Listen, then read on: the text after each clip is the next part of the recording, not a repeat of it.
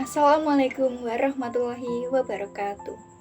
Perkenalkan, nama saya Deswita Alda Thalia dari program studi Pendidikan IPS dari Rombel 3 dengan NIM 2403080094. Pada kesempatan kali ini, saya akan membahas kasus mengenai pengemis yang khususnya masih berumur di bawah umur yang telah dipaksa mengemis oleh sindikat atau bahkan keluarga mereka sendiri.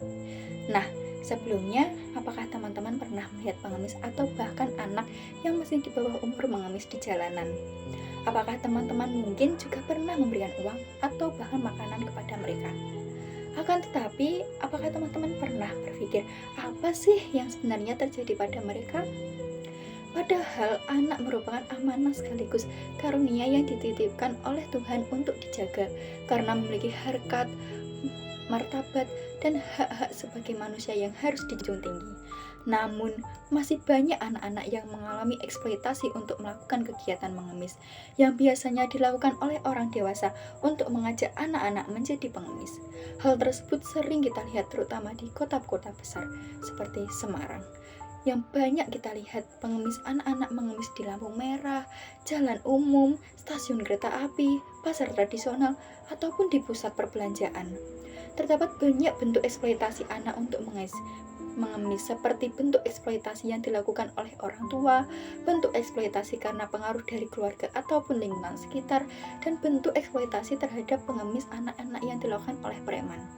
Hal tersebut tentu termasuk bentuk eksploitasi, dikarenakan seluruh waktu yang dihabiskan oleh anak-anak berada di jalanan hingga bisa 10 jam, bahkan lebih, dan menggunakan waktunya untuk mencari uang, dan biasanya hingga tidak pulang ke rumah dan tidur di jalanan. Lalu anak yang mengemis juga bisa mendapatkan tekanan sosial dan psikologis dari masyarakat sekitar karena banyak masyarakat yang memandang pengemis di bawah umur sebagai anak yang nakal, liar, dan pandangan negatif lainnya. Terdapat banyak faktor penyebab anak menjadi pengemis. Pengemis anak-anak biasanya disebabkan karena adanya krisis ekonomi yang berkepanjangan yang terjadi di keluarganya, sehingga agar dapat memenuhi kebutuhan hidup dalam sehari-hari, serta hal tersebut bisa terjadi juga karena seperti tidak memiliki keterampilan atau keahlian khusus yang dapat bermanfaat untuk menghasilkan uang. Lalu hal tersebut juga bisa terjadi karena dampak musibah, sehingga terpaksa untuk mengemis.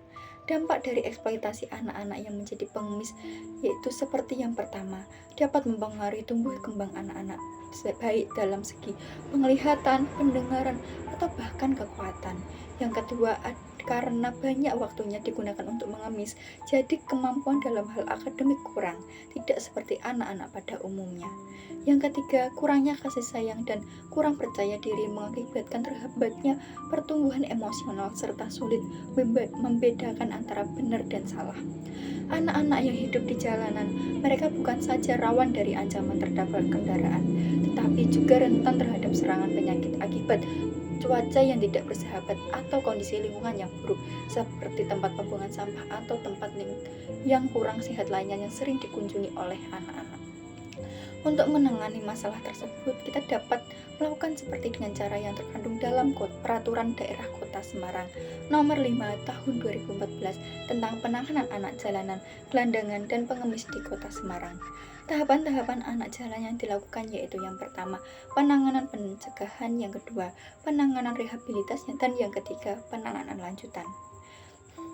Mari kita berikan kesempatan kepada anak-anak untuk memiliki masa depan yang cerah, dan mari kita lindungi mereka dari eksploitasi serta pelantaran dengan bekerja sama dengan negara dan masyarakat untuk melindungi anak-anak yang tereksploitasi.